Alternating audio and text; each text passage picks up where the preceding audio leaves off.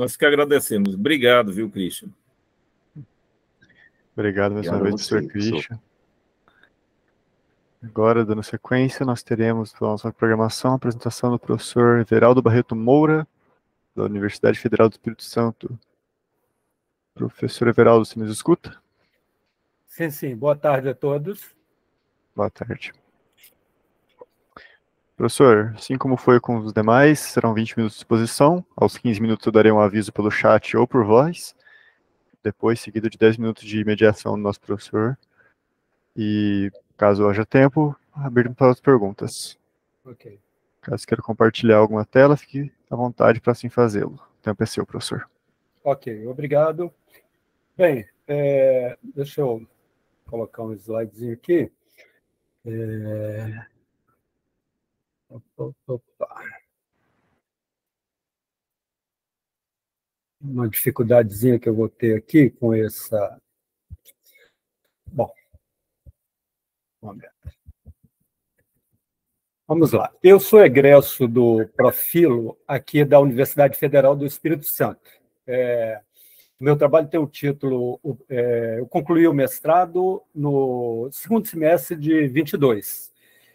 O trabalho tem o título Percurso de Compreensão da Libertação no Cárcere a partir do mito da caverna, para a cadeia nunca mais. Fui orientado pelo professor Gilmar Francisco Bonamigo e tive a contribuição na banca com o doutor Antônio Vidal e o doutor Antônio Donizete, né? Eu vou começar dizendo a vocês por que eu fiz essa pesquisa.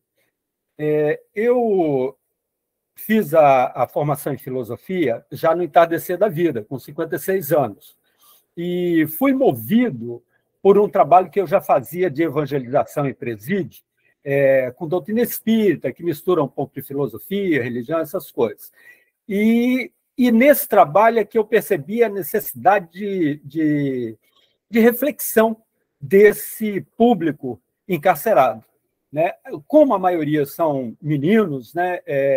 59% à época da minha pesquisa adentram o cárcere sem o ensino fundamental. Então, eu concluí que eu poderia ajudar mais no uso da reflexão, no uso da filosofia em si, como justificativa para a ação, fora da religião e dentro da filosofia. Então, por isso, fui para a formação de filosofia e, em 2019, eu comecei a lecionar no cárcere com 16 turmas de ensino médio, EJA, né? Logo no começo, né, apresentação de filosofia ocidental e tal, Platão impactou muito meus alunos. A experiência com o mito da caverna, de Platão, ela foi catártica. Eu percebi que movimentava aqueles seres, né? Movimentava no sentido da compreensão do mundo, da visão de mundo deles, né? E aí, por isso, eu produzi um projeto para o mestrado e a universidade aqui aceitou e entrei no mestrado. Bom, durante a pesquisa, eu trabalhei com dois autores fundamentais. Assim. Um foi Michel Foucault para entender o cárcere, né? Principalmente a visão nossa, né, da sociedade, do cárcere, essa visão também que nós temos, né, muito mais de vingança do que justiça, esse tipo de coisa. E o funcionamento do cárcere, com toda a descrição Foucaultiana, né? E o outro autor, que foi o principal, assim, de quem eu utilizei tanto a ferramenta, que foi o mito da caverna, quanto a metodologia, que foi a dialética, de Platão. Então, esse impacto com os alunos, eu construí esse projeto. Esse projeto tem como objetivo principal ajudar esse aluno interno, como é chamado o aluno dentro do cárcere, a compreender o valor da busca do conhecimento como ferramenta de conscientização no processo de libertação das falsas verdades do mundo do crime, que são verdades encarceradoras, né? Verdades do senso comum dos territórios dominados pelo crime. Então, que verdades são essas? Né? Diversas. Por exemplo, a questão de sentenças de morte. Né? Essas pessoas têm apropriadas em si sentenças de morte para, por exemplo, estupradores, por exemplo, o chamado alcaguetas, né? Os popularmente chamados X9, né? E também uma expressão que eu conheci no cárcere, chamada cafanhate, que é o homem que dá em cima da mulher do cara que está preso, esse tipo de coisa, né? Assédio à mulher casada, esse tipo de coisa. E tudo isso tem sentença de morte naquele meio ambiente. E essa sombra de verdade, aí já entrando na linguagem platônica, essa sombra de verdade de que tem que morrer e que ele, né, ele precisa concretizar essa ação enquanto código de honra, para se sentir honrado, ele precisa concretizar essa ação. E essa ação é encarceradora. Então, a partir do momento que ele... Quer dizer, desculpa, a minha proposição é, a partir do mito da caverna, associar-lhe essa sombra de verdade como guia de sua vida e a necessidade dele se libertar disso a partir do conhecimento seguro. Então, e outros objetivos, né, secundários, conhecer a letra platônica na medida do possível, né, que tem também as dificuldades da educação no cárcere, e outras coisas, né? Identificar as cavernas contemporâneas, essas cavernas, inclusive deles mesmos, né? Que até usei um termo lá do professor Lúcio Parter, chamado armadilhas conceituais. Quer dizer, o cara cria vários conceitos que acabam balizando o comportamento dele, e ele fica preso àqueles conceitos. Então, justifiquei essa pesquisa exatamente por essas sombras que eles introjetaram como verdade. E nesses códigos do mundo do crime, esses valores são inquestionáveis. Então, também a dialética platônica ela é fundamental. Quer dizer, é preciso abrir o diálogo, ouvir também dos outros homens, né? A visão deles sobre esses valores naquele meio, para ver se faz sentido, se são razoáveis, se não são, e principalmente o que leva à obediência a esses valores, né? Que são sentenças de morte, encarceramento, esse tipo de coisa. Bom, esse método da dialética platônica, ele foi muito, eu diria assim, ele é muito próprio para o ambiente do cárcere, porque são pessoas assim, a vivência ali no ambiente carcerário, existe uma, como que eu vou dizer, uma maldade colocada. Uma maldade não é maldade do mal, é uma maldade assim no sentido de malícia, né? Os alunos internos, eles são pessoas maliciosas, assim, que estão sempre ou na defensiva ou na ofensiva. Ele, qualquer coisa, o atinge com muita força, assim, até pela sua condição de encarcerado, esse tipo de coisa. Bom, fazer ele entender que me desculpa, perdi um pouquinho aqui, só um momento. Sim, a principal questão da dialética é essa colocação do professor, do filósofo educador, no meio ambiente deles. Então, você provoca ele reage à sua provocação, você abre o diálogo daquela provocação, transforma num estudo de casos, coisa desse tipo. Essa dialética, né, com os passos da dialética, a ironia, a indução e a maiêutica, ela me propiciou, muitas vezes, fazer com que esse público se manifestasse, como que eu vou dizer, se sinta afetado pelas indagações do professor, pelas indagações, por exemplo, do valor desses valores do mundo do crime, né?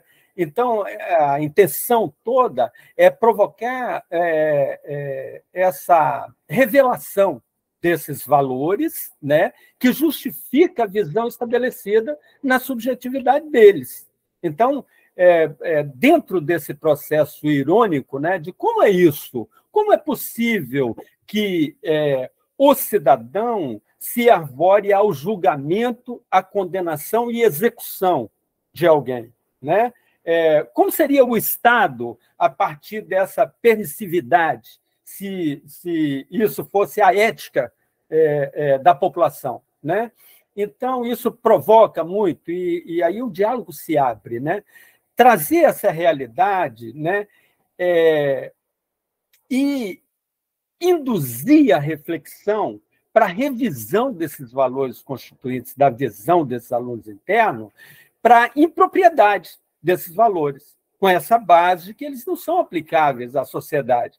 Porque naquele ambiente, como eu estou dizendo, é muito difícil você trabalhar o chamado à humanização, entende? Ao comportamento humano, porque antes disso é preciso desconstruir o comportamento violento já introjetado nele, introjetado por essas verdades que constituiu o mundo dele. Então, provocar essa impropriedade, principalmente na constituição de suas felicidades, porque o fracasso está evidenciado na distopia do encarceramento, né?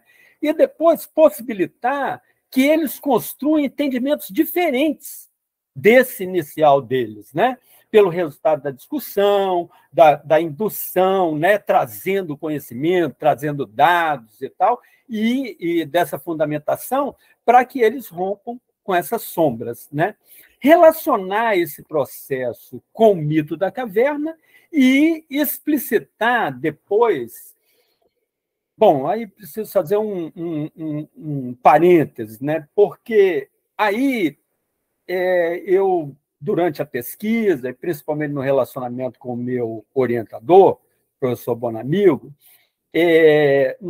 nós começamos a perceber insuficiências platônicas, principalmente para aquele meio, porque Platão trabalha o bem, né, superior, a verdade superior, todas essas coisas que, para a sociedade que a gente vive, elas já não significam tanto, né? Porque já temos as verdades construídas nos tribunais, né? Como Foucault coloca aí na Construção da Verdade. Então, como eu disse, é um público com muita malícia.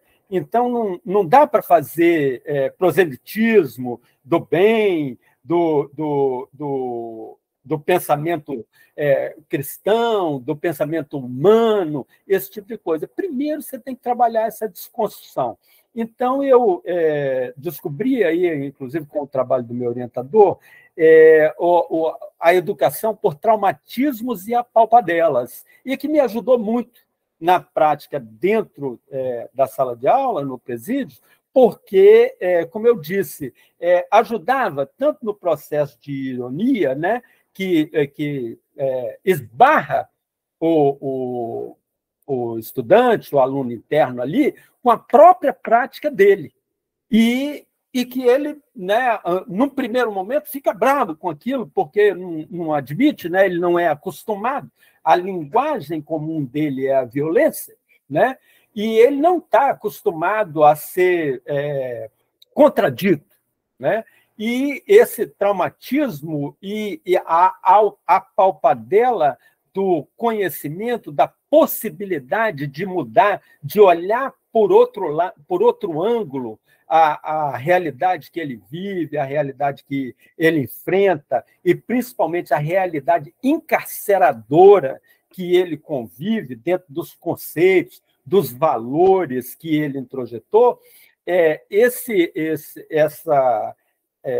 possibilidade de mudança funciona como uma palpadela e, às vezes, né, na minha pesquisa, eu tive muitos bons resultados, com muitos relatos subjetivos dos alunos né, compreensão de uma nova possibilidade de vida. Por isso que o projeto, como objetivo final, cadeia nunca mais. Quer dizer, que se funciona, se o que a gente consegue, é claro que tem aí, né, a gente está acostumado a ver aí a sociedade falando que a educação tem que ser responsável por tudo, né? Mas o que a gente consegue, dentro de uma proporção ali daqueles alunos que você afeta e tal, você consegue alguma coisa, alguma revisão comportamental, né? Eu, por exemplo, tive bons exemplos de alunos que, depois de conquistada a liberdade, do alvará de soltura, me procuraram aqui no mundo fora, né, querendo ajuda para a cadeia nunca mais. Né? Não vou dizer que, né, um ou outro nunca mais vai cometer crime, ou nunca mais cometeu, porque eu não sei, não tem essa convivência tão próxima. Mas muitos me procuraram, sabe? E, assim, muito ainda impactados com esse trabalho no cárcere. Né? Bom, o Profilo... Com licença, rapidamente, apenas para dar um aviso, mais 5 minutos de exposição, tá bem? Tá bem, obrigado. Bom, o Profilo, nós precisamos produzir um produto. Eu produzi uma dinâmica da seguinte maneira, com 5 encontros, 5 aulas. Né? Na primeira aula, eu oferecia uma história de uma provável infidelidade e deixava o desfecho da história por conta do aluno interno. E aí ele dizia se o cara perdoava a mulher, ou se matava a mulher, ou se matava o cafanhate, lá como é a linguagem deles e tal, e cada um respondia ali, que era a maneira de eu saber a condição inicial deles. Né? E, além disso, eu pedi a eles as justificativas próprias, subjetivas, para o sentimento de superioridade do homem em relação à mulher. Porque eu usei, na construção desse produto, eu direcionei a prática para o combate ao machismo. Essa prática ela poderia ser usada em vários temas, esses, principalmente, que eu coloquei como temas encarceradores, usados no mundo do crime, valores do mundo do crime. Eu escolhi o machismo, assim, porque estava lá com 2.000 homens encarcerados pela Lei Maria da Penha, no Espírito Santo estava tendo aí, continua tendo, né, uma violência incontrolável contra a mulher, homicídios, assassinatos, esses feminicídios aí, o tempo inteiro, e que traz sofrimento para todo mundo, inclusive para o homem. Né, o assassino, o violentador das mulheres. Professor, tivemos uma pequena queda na sua conexão. Pois não? Perdemos os últimos segundos só. Parou o agressor, o violentador. Tivemos um corte. Sua voz. Desculpa, parou onde? Falando sobre o violentador, o assassino, como também é um mal para ele. Sim. Então, esse não é ruim, né, que a gente perde um pouco a sequência. Mas, espera aí, só um pouquinho. Sim, então, como tem esse universo muito grande de homens presos pela Lei Maria da Penha, eu escolhi esse tema. Poderia ser qualquer outro, né, desses valores do crime. Então, no primeiro encontro-aula, eu ofereci isso, e pedi também, eu ofereci esse conto e pedi eles para fazer o final. E solicitei deles a justificativa para o sentimento de superioridade do homem em relação à mulher. E 4 nomes de mulheres de suas afeições, que não poderiam ser suas namoradas, companheiras. Teria que ser mãe, irmã, de uma outra relação afetiva. E aí, iniciando o movimento da dialética platônica, no segundo encontro, eu ironizei aquela visão que eles colocaram da superioridade masculina, desconstruindo os motivos oferecidos por eles para o homem ser superior, trazendo dados, trazendo estatísticas, trazendo principalmente, evidenciando a parceria homem-mulher, apresentando as estatísticas da violência, né? No terceiro e quarto encontro, quarta aula, sim, eu trabalhei a indução. Aí apresentei o mito da caverna, né? E a contextualização com a realidade deles, as consequências do machismo para as mulheres e para os homens, os encarceramentos, todos esses dados. E na quinta aula, que seria o movimento da maiêutica, eu trago, então, como uma provocação catártica, eu trago, dentro daquele universo das mulheres da afeição deles, a porcentagem de mulheres que sofreram, sofrem ou sofrerão violência doméstica. E aí a gente tira daquele universo das mulheres deles aquela porcentagem e cria um quadro de expondo aqueles nomes. E aí é um momento de muita emoção, né? Porque os internos veem ali nome de mãe, nome de avó, nome de irmã, e alguns relatos, inclusive, de alunos que viram ali a memória que tinham da mãe sendo agredida pelo pai ou por padrasto e tal. Então, foi um trabalho muito bom, me enriqueceu muito enquanto professor. No cárcere, deixou uma marca espetacular, até hoje assim é comentado lá. Enfim, esse trabalho, para mim, concluiu que o filósofo educador sensível ele não consegue, naquele local, ser um simples professor a professar conhecimentos. Ele se faz um educador de almas, de visão de mundo, né? Eu também, além dos dois autores principais, eu trabalhei com Hannah Arendt, com Paulo Freire, né? E exatamente para que ele tenha um corretor na visão platônica, na linguagem platônica, um corretor para a sua visão que foi desviada da direção, sabe? Por esse senso comum dos territórios periféricos, onde o Estado é ausente e, né, ele tem que se virar para levar a vida. Basicamente é isso e estou à disposição de vocês para qualquer esclarecimento. Muito obrigado pela exposição, professor Everaldo. Gostaria de passar a palavra para o nosso professor mediador Valdinei. Professor. Obrigado, Vinícius.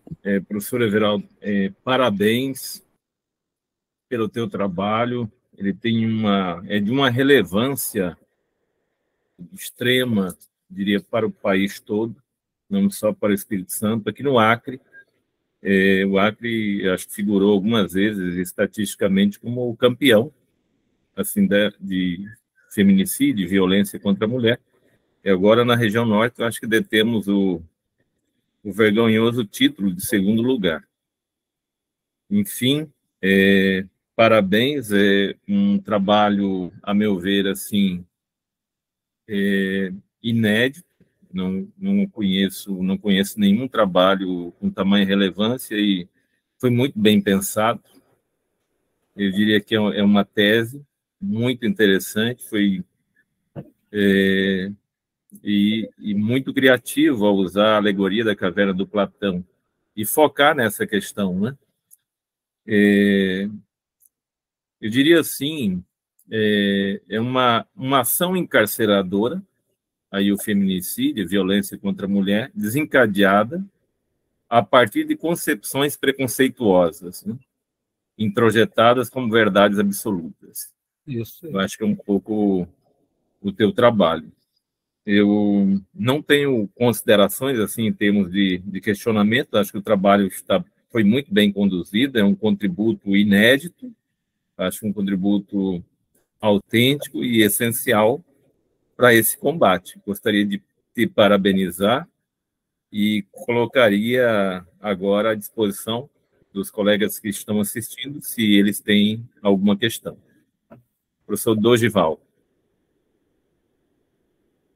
Não, é só para parabenizar o colega, o Everaldo, porque foi um insight, assim, que eu, como disse o professor Valdinei, inclusive eu esqueci de dizer que o professor Valdinei é meu orientador, mestrado. Então, foi um insight espetacular que você teve, e a percepção que eu tenho é que quando você pensa esses preconceitos, essas verdades, né, essas doxas que permeiam o conjunto de ideias que norteiam o comportamento dessas pessoas, você pensa em desconstruí-las, né? Claro. De confronto e etc. E quando você desconstrói essas ideias, você também desconstrói o bandido, né? Por assim dizer, e muda comportamentos. Então, eu fiquei assim, impactado, por assim dizer, com a sua percepção e com a leveza com que você apresentou. Parabéns mesmo pelo trabalho. Eu gostaria de ler o seu trabalho, porque eu achei de extrema relevância. Se você pensar para além do cárcere, parece que é um trabalho que pode ser para a sociedade. Parabéns, viu? Obrigado. Temos aqui ainda um bom tempo para mais perguntas e mediações, caso alguém queira a voz. Professor Everaldo, então, o senhor, ao desenvolver essa pesquisa tão bem fundamentada e relevante, o senhor trabalhou, então, com encarcerados, em nível de algum nível de periculosidade, né? Como foi essa tua experiência lá no ambiente do cárcere? E quais são as suas experiências, assim, se o senhor sofreu alguma ameaça, algum questionamento, e qual a tua, digamos assim, percepção de que houve, de fato, alguma melhoria na compreensão, nessa mudança mental desse universo de significado, nesses códigos de honra? Houve algum impacto no sentido de uma flexibilidade de pensamento por parte dos detentos? Professor Valdinei, olha bem, no cárcere, a realidade é muito dura, assim, né? Porque a gente tem aqueles homens ali subjugados, né? Aqui, o Espírito Santo são quase 30 mil homens, num complexo penitenciário onde eu trabalhei, Complexo Xuri, são 6 penitenciárias, então, quase 30 mil homens ali, né? E esses homens, assim, sem perspectiva nenhuma, né? A educação lá é muito bem-vinda no meio deles. No meu trabalho, na minha dissertação, eu coloco, inclusive, essa visão minha de que provavelmente os melhores alunos que nós podemos encontrar estão no cárcere, porque são os mais carentes da educação. Porque aí entra a Hannah Arendt, né? Porque eles não receberam o mundo. Eles receberam um mundo enganado. Eles receberam um mundo com valores que não são os valores que nós convivemos na sociedade. São valores adversos. Eu ainda diria, para acrescentar, professor, bom, só para responder melhor a sua pergunta, eu tive muito problema no cárcere com a segurança e também com o pessoal da educação. Por quê? A segurança porque não considera o aluno interno um sujeito. O aluno interno ele perde esse status de sujeito. Ele é subjugado ali o tempo inteiro. Então, até o comportamento dele numa aula pode representar risco para ele dentro da cela, ou com a segurança. Então, a gente vive isso no cárcere, como que eu vou dizer, trancado, você não pode gritar, né? Você tem um código de ética que você tem que atender para trabalhar no cárcere, que você não pode de forma nenhuma, esbarrar a segurança. O principal é a segurança. A minha visão, nos 3 anos de regência no cárcere, a minha visão é que a cadeia precisava acabar na porta da escola. Mas, quando eu coloco isso, eu recebo a agressividade tanto da segurança quanto da própria educação, que acha que o perigo... Professor Valdinei, eu saí do cárcere e fui dar aula na periferia. Na periferia, aquele aluno que está lá dentro do cárcere está também dentro da sala de aula do EJA e armado. E traficando droga dentro da sua sala. Então, eu acho que ela é extremamente segura. Ela é extremamente segura. Ali ele não pode fazer nada com você, ele pode aqui do lado de fora. E essa minha experiência, depois que eu concluí o mestrado e saí do cárcere e vim para a educação básica nas periferias, foi desastrosa. É que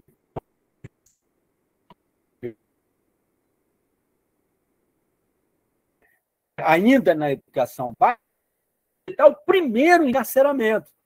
Mas a realidade que a gente o Estado é ausente,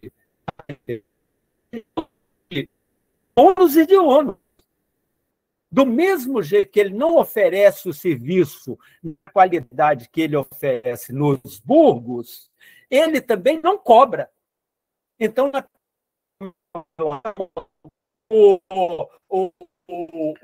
proprietário é dono da calçada. Então, a ética Professor Everaldo, então, estamos assim, tendo... nenhum Perdão. problema então, no cárcere. Eu acho o cárcere muito mais fértil para a filosofia do que aqui fora. Não sei se respondi a sua pergunta. Professor Everaldo respondeu perfeitamente, até me surpreendeu as suas colocações a esse respeito. É impressionante. Na parte final houve uns recortes, mas nada que comprometesse a compreensão bastante eficaz assim da tua experiência. Eu agradeço demais. Não sei se temos tempo ainda, Vinícius. Está sem um áudio. Opa, perdão, muito obrigado. Como os últimos dois professores que apresentariam não estão presentes, acredito que nós temos um tempo mais livre agora, podemos continuar com as mediações e retornar aos outros professores, caso alguma outra pergunta esteja aí a ser feita. O Roberto, eu vejo que está muito interessado, o Roberto Rodrigues. Eu queria... parabéns pelo trabalho, Everaldo, é um trabalho realmente maravilhoso. Assim, na escola que eu trabalho, quando aconteceu da violência adentrar a escola, o Estado agiu militarizando a escola. E essa militarização, ela fez com que aqueles estudantes que talvez precisassem mais da escola fossem extirpados da escola. E aí foi um outro perfil de estudante. Não que os que estejam lá, como eu dou aula numa escola de periferia, não os que estejam lá atualmente não precisem, até precisam, mas talvez a metodologia de uma escola militarizada, em alguns aspectos, não seja a melhor, a mais adequada, né? Tem alguns pais que acham que é com uma disciplina rígida de respeito à hierarquia que vai resolver o problema. E aí muitos acabam adentrando a escola ali. Resolve um ou outro, mas não resolve na sua maioria. Então, a minha pergunta é uma pergunta bem simples, assim, esses estudantes pensam, eles têm um projeto de vida, esses estudantes do cárcere, ou eles se aproximam muito dos nossos estudantes da periferia, que estão completamente perdidos, eles não pensam no futuro. Como é que é isso? Como é que é lidar com isso, sabe? Eu queria te ouvir quanto a isso, né? O que eles pensam do futuro deles, assim, o que eles projetam para eles, assim, existe alguma expectativa, alguma perspectiva nesse sentido? Então, Roberto, quer dizer, o cara, quando ele está no cárcere, ele está em completa distopia, né? Todos os sonhos dele naufragaram. Ele já estava numa rota, vamos dizer, equivocada para a sociedade nossa, né? Ele já estava equivocada, onde ele aspirava à felicidade, ao sucesso, né? O domínio, o crescimento, o poder, esse tipo de coisa. E deu em distopia, naufragou. Ele está encarcerado. Então, perspectiva dali, ela tem que ser construída ali, no cárcere, entendeu? A minha visão é de que o educador, ele é instrumentos, entende? Como diz o Serlete, né?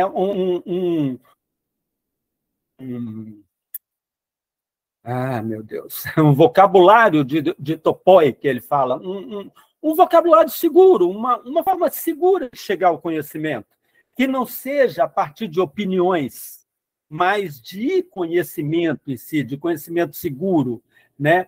E no cárcere ele constrói isso. Às vezes ele constrói aprofundando-se na carreira do crime, porque também não deixa de ser uma especialização no próprio crime e o cárcere. Porque, né, nós vivemos uma sociedade que entende que o cárcere é um castigo. A nossa sociedade, ela não entende o cárcere como uma possibilidade de reabilitação do sujeito. Ela entende o cárcere como vingança. Ele descumpriu as leis da sociedade, a ética que nós temos para a nossa convivência, e por isso ele vai ser castigado com tantos anos. Né? É muito comum, né? Principalmente as vítimas e o pessoal dos movimentos assim, né? Tá dizendo, eu quero que apodreça na cadeia. Quer dizer, nós não temos na nossa cultura nenhuma perspectiva real de reabilitação dele. Então, se esse jovem que está lá com 22 anos, que largou, porque a gente tem que cair na história comum. Quem é esse jovem de 22 anos que está lá? É aquele menino de 14 anos, porque eu estou falando isso com base nas estatísticas. É claro que minha cabeça não está com essas estatísticas todas na mão aqui para dizer para vocês, mas está no Banco Nacional de Monitoramento das Prisões, muito fácil de ver. O jovem entra no crime aí com 14, 15 anos. No geral, é um menino sem pai, porque ainda tem isso. Os homens abandonam as mulheres. A periferia, as mulheres, os jovens começam sua vida sexual muito cedo. Né? É comum esses bailes de periferia, esse tipo de coisa, e ali sexo rola mesmo à vontade. A menina chega com 14, 15 anos em casa grávida e não sabe nem de quem é. E aquele menino, que a mãe já tem 3, 4, 5, e ele sabe como é a vida em periferia no Brasil. Ele, com 14 anos, ele tem que arrumar dinheiro, porque a mãe não dá conta de sustentar todo mundo, que o pai foi embora, os pais, né? Que geralmente tem filho de um pai, de outro pai e tal, e os pais abandonam mesmo. Vão trabalhar em outro lugar e nunca mais dão notícia. Entende? Até para colocar o nome dele na certidão precisa de justiça. Né? Que hoje você pode ir lá e, né, exigir. Mas quantos aí, lá no cárcere, a porcentagem de indivíduos sem o pai na certidão de nascimento é enorme. Então, esses meninos com 14 anos, passando uma vida miserável na periferia, é muito difícil, é humanamente compreensível que é difícil ele rejeitar uma proposta de R$50 por dia para ele ficar numa escadaria vigiando se a viatura passa. O único trabalho dele é mandar uma mensagem, a viatura passou. E ele ganha os 50 e leva para casa e alimenta todo mundo. Isso acontece com 14, 15, 16, 17. Com 18, isso é um. Ele vai para o cárcere. Então, é lá no cárcere que eu vejo assim, que a filosofia pode ajudar, porque ele não teve nem contato com a filosofia fora do cárcere. Que ele foi para o cárcere sem concluir o fundamental. Entende? Então, também aí, para a questão de quem está trabalhando mestrado na educação, aí, a necessidade da filosofia no fundamental, né, para, de alguma forma, atingir essa população periférica necessitada da reflexão, da possibilidade de refletir, de questionar, de buscar saídas, de buscar cidadania em si. Né? Ser cidadão, ele tem as deficiências, o Estado tem as deficiências, e nós temos as ferramentas para cobrar do Estado, para exigir do Estado, para exercer a cidadania em si. Então, é isso que eu penso. Não sei se respondi, professor Roberto. Não, ok. Bom, eu achei o trabalho espetacular. Eu acho que se você fizer um livro, eu vou querer comprar, porque realmente o trabalho é muito bom. Parabéns. Obrigado. Obrigado, Roberto. Para fazer justiça, o João já tinha, no início, né, se inscrito para uma questão. João, a palavra é sua. Boa tarde a todos. Professor João Maia. Estou aqui ouvindo aí a experiência do professor aí. Achei formidável. Achei que os gestores na área de educação no país precisavam ouvir esse depoimento desse professor. É uma pena que muitos dos nossos gestores nunca passaram numa sala de aula, e quem dirá, então, de uma sala de aula dentro de uma penitenciária. Tá, a pergunta que eu tenho, eu viajei um pouco aí na fala do professor, porque eu já trabalhei no sistema carcerário, já trabalhei também como investigador de polícia, e agora estou há 9 meses trabalhando com esperança dentro de uma sala de aula. E também estou fazendo mestrado em um projeto também relacionado a projeto de vida, relacionado também à Sartre. Então, a minha pergunta para o professor é como que ele fez para aproximar a filosofia dos internos, dos educandos. É uma vez que, muitas vezes, o conhecimento, quando ele é trazido aí no pacote da conceitualidade, ou seja, um conhecimento apenas conceitual, ele necessita de uma transposição. Ele necessita de um professor capaz de traduzir isso, ou capaz de fazer com que os internos, os alunos percebam que isso que a gente está chamando de conhecimento conceitual é algo interno, intrínseco à vida. Então, o professor eu penso que o professor precisa dar carne e ossos aos conceitos. E no meu projeto, eu penso essa forma de dar carne e ossos aos conceitos. E eu queria perguntar para o professor como que ele conseguiu traduzir aí o conhecimento conceitual aí da epistemologia do mito da caverna em algo palatável para tocar a vida dos internos lá. Professor, poderia responder só com uma palavra, afeto. Poderia responder só com isso, afeto. Genial. Porque se não tiver afeto, não tem educação. E ali, a carência de afeto é muito grande. Ele precisa entender, aliás, foi uma das primeiras regras da segurança que eu quebrei. Esses 3 anos foram um conflito intenso com a segurança do presídio. Primeira regra que eu quebrei é que, bom, tem presídios de maior segurança e menor segurança. Tem presídios que o professor fica num lugar, tem uma grade e os alunos ficam do outro lado. Então, para o professor não chegar perto do aluno. Outras, né, você tem uma faixa amarela na área do professor e a área do aluno, para o professor não ultrapassar. Bom, das faixas amarelas, nunca obedeci. Nunca obedeci. Desde o primeiro dia, para mim era importante que os internos, os alunos internos, sentissem que eu não tinha medo deles. Para mim, isso era muito importante. Era muito importante para mim andar nas fileiras das carteiras, encostar no ombro de um, de outro.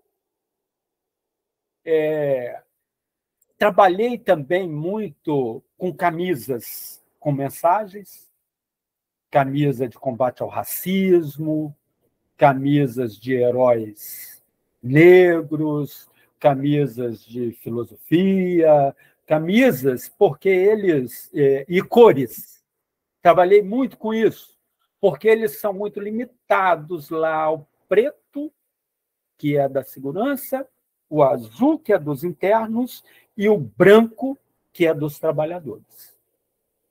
Então, eu levava cor de abóbora, eu levava... Estava sempre preocupado com isso. Esses 3 anos de aula no presídio, eu comprei várias camisas só para aula. Fiz camisas em coisas de silk, com mensagens, tipo... Penso, logo existo. Aí um X no existo incomoda. Coisas provocativas. Muito bom. Né?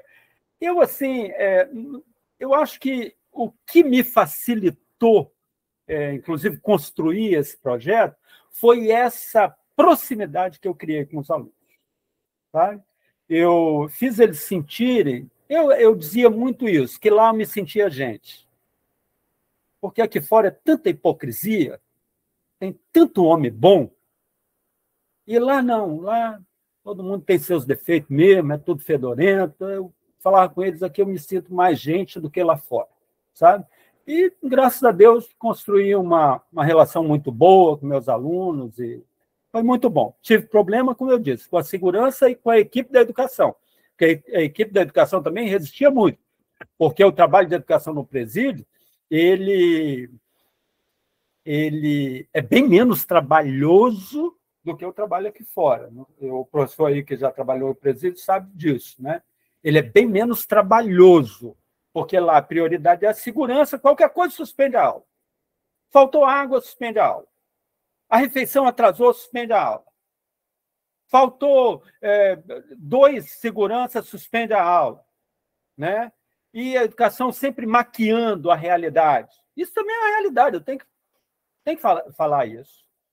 A educação sempre maquiando. A pandemia foi um horror. A pandemia foi um horror. No presídio, foi um horror. Sabe? Foi um ano sem aula nenhuma e todo mundo aprovado com o que foi chamado leituras. O cara, entre muros. Então, o cara lia. Lia o quê? O que tivesse. Se não tivesse nada, não lia nada. Se tivesse a Bíblia, lia a Bíblia. E quando retornou à aula, depois de um ano, ele podia fazer um escrito do que ele entendeu, do que ele leu. Podia ser uma frase, ele estava aprovado. Então, foi um sofrimento muito grande para quem precisava desse contato. Eu, por exemplo, que estava empolgado com esse trabalho e tal, a pandemia acabou comigo.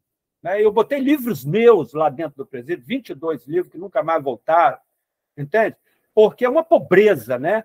O aluno entra na sala com uma folha e um lápis que ele recebe.